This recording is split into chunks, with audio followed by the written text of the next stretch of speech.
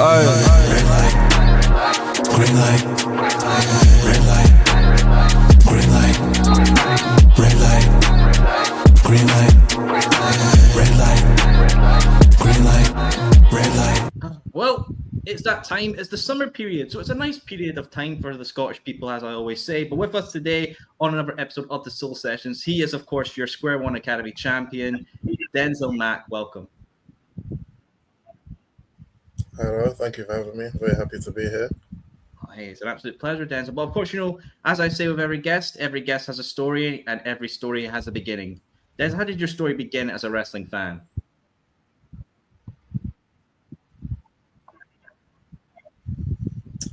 My story probably started when I was younger.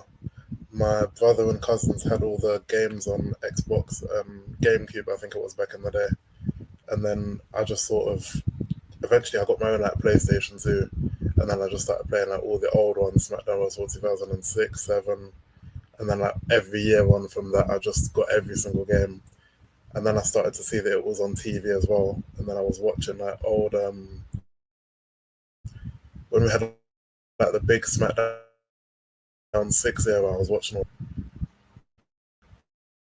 Deuce and Domino is facing off against Paul and Brian Kendrick. I felt like I was seeing that every week, and that was just so much fun to watch. And then it was just a thing that I never really grew out of and just stuck with it. Yeah, fair dues. Wrestling has that big connection with people. I mean, the video games are quite popular as well. What is it you think about the medium of video games that translates to wrestling?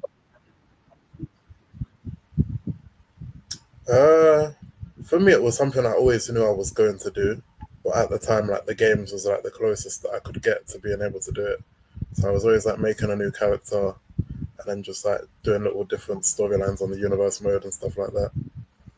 And it was just the closest that I could get to it at the time. And obviously the games were just really good as well back in the day. So that helped. Back in the day when everything was a bit better, I think I'm just getting to that age where I'm getting Technology wasn't as good, but the games are still way better. Absolutely, mate. I mean, the PlayStation 2 as well, best console of all time. No one can deny that. Yeah. Brings a tear to my eye. But obviously, with how technology has advanced, we've obviously got new video games for wrestling coming out, and a lot of people want to go back to that, N64 era. Obviously, AEW attempted it with Fight Forever. But people, do you think with just how the world's advancing, you can't always go back to a previous style of video games? You have to stay with what's new and always evolve the medium?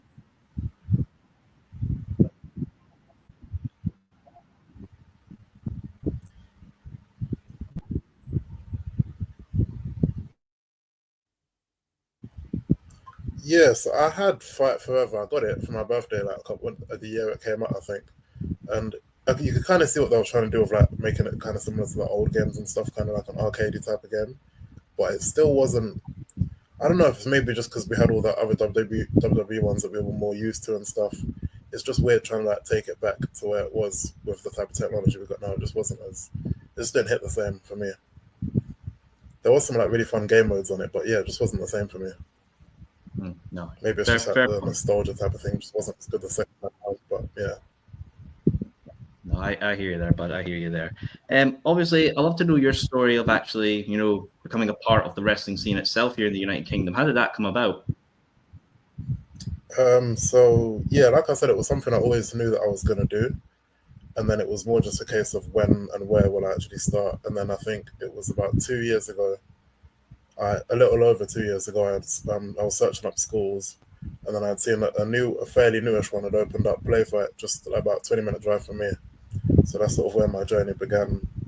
And then from there, I just started to train at all different schools and stuff. I also train at Catch 22, DKW as well, more regularly. And that's sort of where it began for me. Oh, well done. It's a good start as well, because I know some of the great people that offer teaching down there are like Cara Noir, Nina Samuels, and Spike Trevay, correct? Yeah. It's mad the names that I get taught by. It always just hits me wow, I'm really getting taught by some of the best in the country. Because at Play Fight, we've got Cara Noir, Nina Samuels, Danny Black, Joe Lando, Spike Trevay. At Catch 22, we've got Mike Bird. It's actually, it's mad. It's mad to think. Tate Mayfair's at Play Fight as well. It's crazy.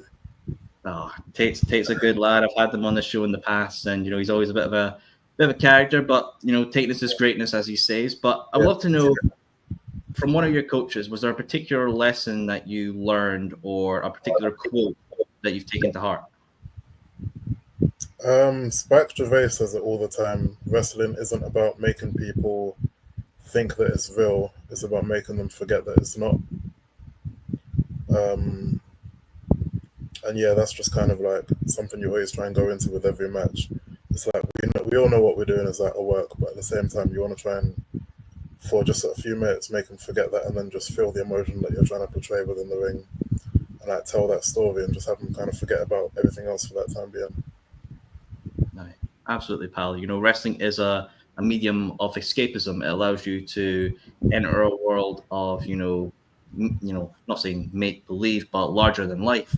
Characters that you're not going to meet in a pub at 2 a.m. on a Friday night. Maybe in Scotland. Yeah, you never know. 100% there. But those names obviously are essential to the United Kingdom's wrestling scene as well. Spike Trivet had his run as Progress champion. Tate Mayfair's TNT Extreme. Nina Samuels obviously with the Progress, Eve, and all the other belts under her repertoire. 20 belts. Oh God, I know. It's like I see her cage match profile just continuously add. You're gonna run out of space on there, man. Good Lord. I want to know, if you could have a match against any of your coaches, which one would it be and why? So far, I've had matches with Spike Trivet and Danny Black, and those are like two of my favorite matches, just because I learned a lot within the match, and also just those were like dream matches of me going in. So like dream matches for me is to face all of my teachers, but like to have those two and like learn so much from them, that was really good. I would definitely want a match with Mike Bird as well. That would be really fun. And yeah, just like all of my teachers, I would definitely learn a lot from working with all of them. You're basically going to be living every high school student's dream of just fighting for a better grade. No, I've been really lucky and blessed to like be able to face two of my teachers already, like so early in my journey. I'm very grateful for that. You've got an early journey, my friend, but you've had a hell of a start. Obviously, the matches you've mentioned there, but you've actually gone to quite a few companies as well, if I'm correct. Yeah. What's it like exploring the British scene? Because obviously, some people at different time periods, when there wasn't as many companies, you had to really go out and find something. But in modern times, we've got so much going up and down the scene. Yeah. Was it really inviting for you just to be like, okay, there's one company there, drop a link, boom, book. Was it quite easy for you to explore the scene? I would say for me, it came a lot easier than I think it has for some people that I know. I think mainly just because I had like a lot of people like really supporting and believing in me, and like putting me over with different promotions of different companies, and that just like really helped me get my name out there. Like Spike Gervais is one that's like helped me massively getting bookings. Like I'll be driving him to shows, and he'll like introduce me to the promoters, send like my match footages over to them. So like he's helped me like massively. He helped me get the match with him at Tidal. So like and then just sort of being at the right place at the right time is a lot of it as well. Going to shows, helping out, crewing, meeting the promoter, shaking hands, helping Pat down, set up the ring, and all stuff like that. Yeah, it's a lot of who you know rather than what you know. But it does work, and ain't it just? I'm pretty sure your contact numbers and your phone are like who's of legends. Like, oh shit, he has that on speed dial. All right, okay, just don't butt dial at 2 a.m. I mean, I'm just that would be a good look, but it's very unique. What I always love to know from British wrestlers is the United Kingdom's obviously in its little quadrants. You got Scotland, Wales, England, Northern Ireland, and I know you've mostly done a lot of things down south, but from a viewpoint of a wrestler, do you view fans in the different quadrants of the United Kingdom differently? Do you think how they interpret wrestling, their likes, their distakes? Do you think every section of the United Kingdom's fans are different?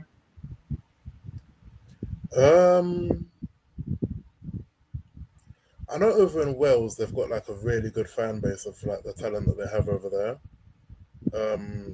Because a lot of like really big names come out of Wales, and I think that's for good reason. A lot to do with the fans and like just the environment over there as well. I haven't had the opportunity to fully explore like everywhere within the United Kingdom yet. But yeah, I think I haven't come across any like bad fans over in South. So yeah, I'll say we've got some good fans as well, really supportive fans, and like yeah, it just helps create like a really good atmosphere and environment within wrestling, which is really cool. Absolutely. I mean, Scottish, we've got some good fans. We're respectable. Just don't mention Margaret Thatcher, and then you'll be fine. You'll do very well. Because times ain't heal some wounds for some people up here. Yeah, They're still very pissed off about that. Before my time, but they're still pissed off. It's like teaching. They teach you around the horror stories. It's like, oh, good lord, that was the days. All right, cool, son. But obviously, we mentioned you are the Square One Academy champion. Obviously, congratulations on that title. It's interesting because obviously I had the previous champion, Big Wade, on this show recently. Yeah. And when he was champion at the time of recording, he talked about how when he lost that belt, he wanted to go to somebody who is ready to take it to the next level, somebody that's got something to prove. Yeah. Obviously, you were that man. How does it feel now to have that responsibility of representing Square One Academy? To me, it's mad to think about it that I'm like a champion, because like it's one of those things where you always like say, oh yeah, I want to be a champion one day, and then sort of when it came about, I was like, wow, I couldn't actually believe that it happened. I think yeah, like just on the day I was like so nervous leading up into the match, like probably like the most nervous I'd been for like any match that I've had. But yeah, now working with Wade, it was really good. Like he is a class actor. Like, he is so kind. Like he's a big funny giant, but no, he's like the nicest guy. And like yeah, he after the match he came and said some like really nice things to me after that, and it was like yeah, it was a really nice moment. And obviously representing Square One is like really cool because like, the talent over there is like really good. The space and the unit and the training facilities they have is like it's all top notch. Like it's really good. So it's good to be able to like represent them, and hopefully I'm proud and doing a good job at it. You'll be doing great, my friend. That belt does look great on you. 8x10s, they'll sell out. You'll make a couple of dosh on that. So on that. That's a good idea. Hey, money. We got it a little bit, It costs a little price of time. Got it. Just for that bitch. Yeah. Obviously, some people love to ask you. I'm sure you've had this like, who's the next opponent? I want to throw something different. Yeah. What is a dream match type you'll love to have defending the championship? Ladder match for me. Always a ladder match. That's been one of my like dream match stipulations for like ages. I've got my first one coming up next month, and a tag match, so that's gonna be fun. But yeah, like a singles ladder match is like up there for me. Oh, good lord, man! I don't know what it is. It's just like I just think of all the old TLC matches with like Hardy Boys and stuff. Because like Jeff Hardy's like my favorite of all time. It's just like I want to be in a ladder match. I want to do something crazy like Jeff did off a ladder. Lord, I mean, I would just love to see like there's a health inspector just in the crowd and you see you do like all the shit, and he's like, "Oh, and then we just get shut down." Yeah. Stop the show. This is absolutely outrageous. Like, don't worry, son. You mentioned obviously the TLC matches, obviously made famous by the Dudleys, the Hardys, Edge and Christian.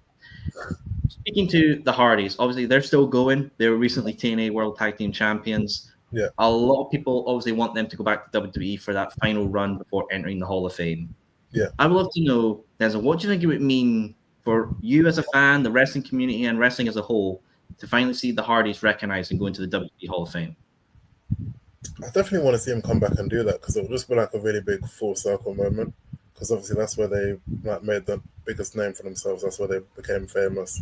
So it'll be like a really cool full circle moment.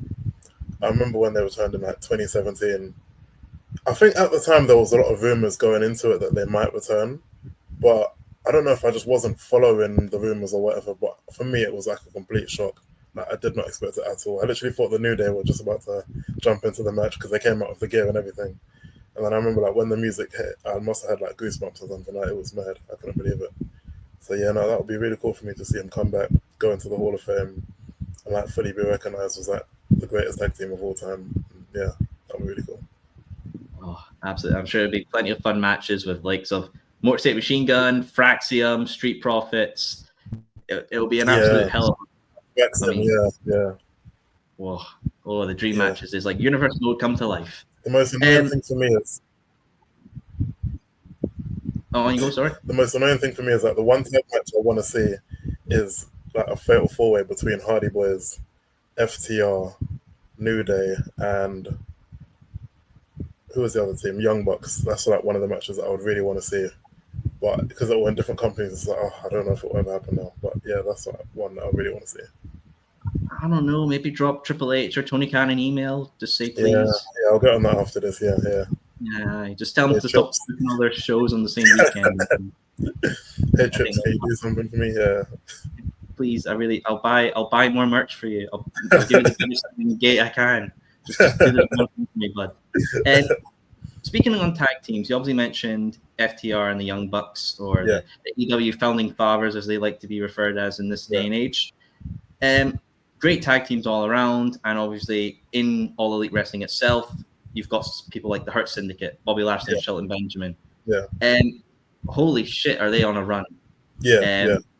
To see what they're doing with MVP, it really makes you think, why wasn't this what the Hurt business was in WWE? Yeah. Is it shocking that the Hurt business was never really given that moment in WWE to you?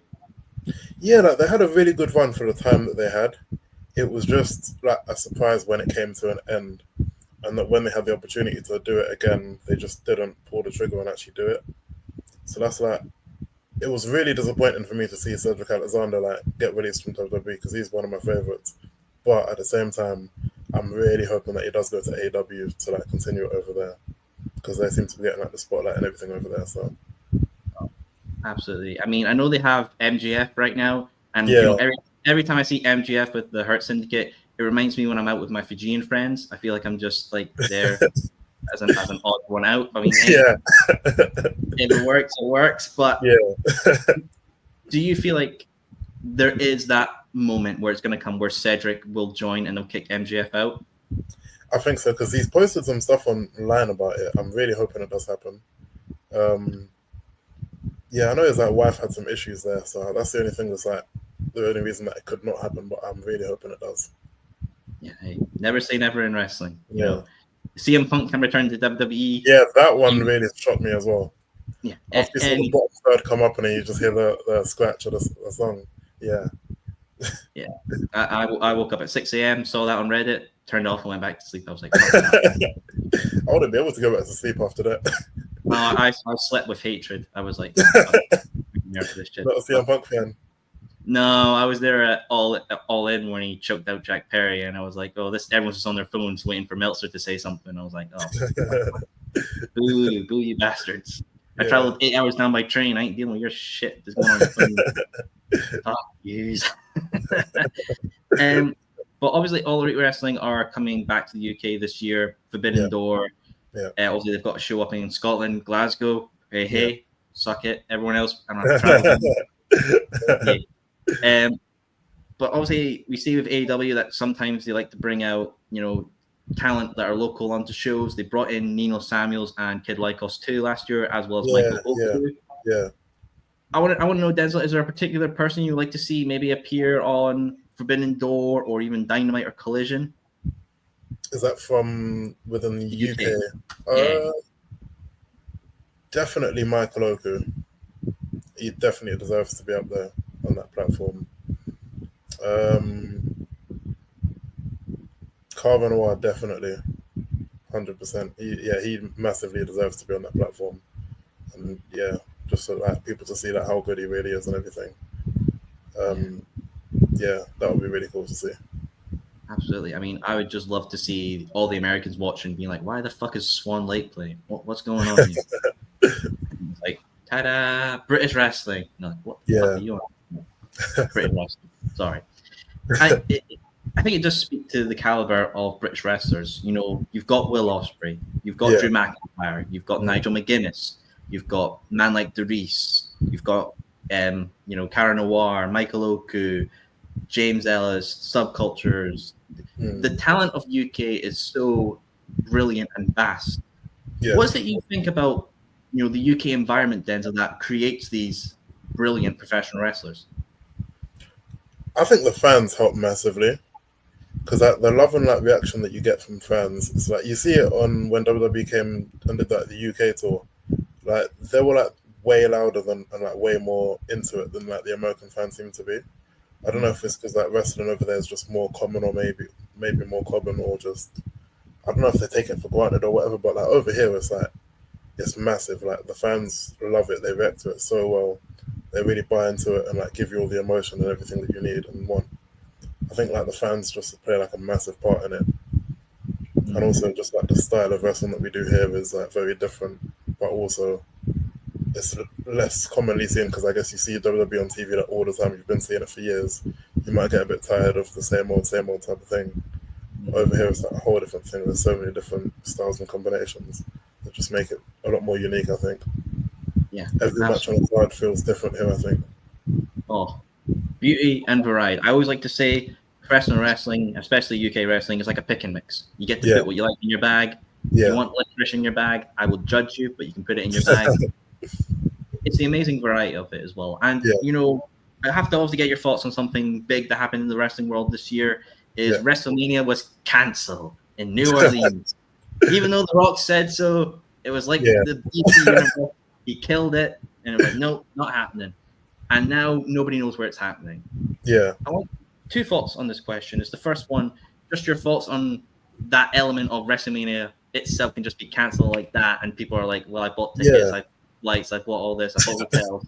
Shit. And the second part is, where do you think it will be held? I think it's going to go back to Vegas because they seem to have made like a lot of money there this year. It's weird, like they've never done that before. They've never just said, "Oh, we're not doing it here anymore. We're going to do it somewhere else." And so we're not going to tell you where. Just if you have tickets, just wait and see in it. Like, yeah, that's really weird. But yeah, I guess they're doing whatever will make them the most money. I guess, which it's a shame to see, but that's business, I guess, at the end of the day. Yeah, I'm sure TKO are just rolling $100 bills, smoking them while looking over all the people buying their merch and like, yeah. I wish they would just do it internationally. Oh, anywhere, just like anywhere around the world would be really cool to see.